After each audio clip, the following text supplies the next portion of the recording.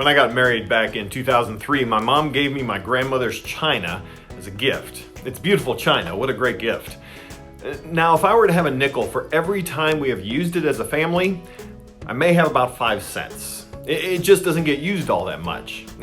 And if you have fancy china, there's a good chance your experience is similar. Unfortunately, if I'm being honest, if you were to look at my relationship with God based on the frequency of conversations we have with our kids about God, it would resemble my grandmother's china. Pretty rare. Well, last week on the Parenting Minute, we talked about our need to fight for our relationship with our kids instead of fighting with them, and that starts with cultivating our and their relationship with God. And one key way that we can do that as parents is to treat our conversations about God like everyday dishes and not fine china. We need to create a rhythm.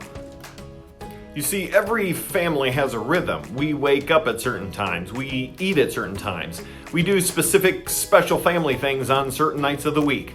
For example, my family and I have been watching the Andy Griffith Show together on Sunday evenings for the past couple of years. And we still have 2.5 seasons to go. When we set up a rhythm in our family, it sets certain expectations and it eliminates others, and it shapes our value structure.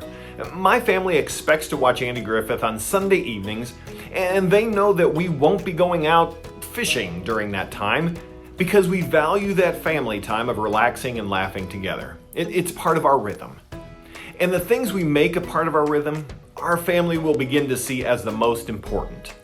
Which is why our relationship with God, our conversations about God, need to be a part of our rhythm. Now, Moses knew this.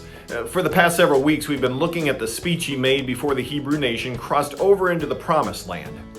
He knew that when they were in the Promised Land and life was good, their relationship with God would have to be more intentional. God had led them and provided for them on a daily basis in the wilderness.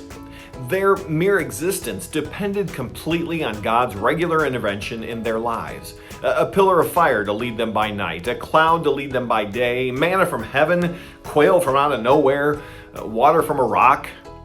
But when they would be in a land flowing with milk and honey, it would be easy to forget about God. So he stressed their need to make God part of their rhythm. This is why he said, "These commandments that I give you today are to be on your hearts. Impress them on your children. Talk about them when you sit at home and when you walk along the road, when you lie down and when you get up. Tie them as symbols on your hands and bind them on your foreheads.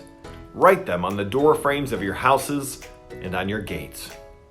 He lays out a specific rhythm here for the Hebrews to follow to ensure that their relationship with God was not fine china, but was their everyday dishes, that it was a normal part of their everyday lives.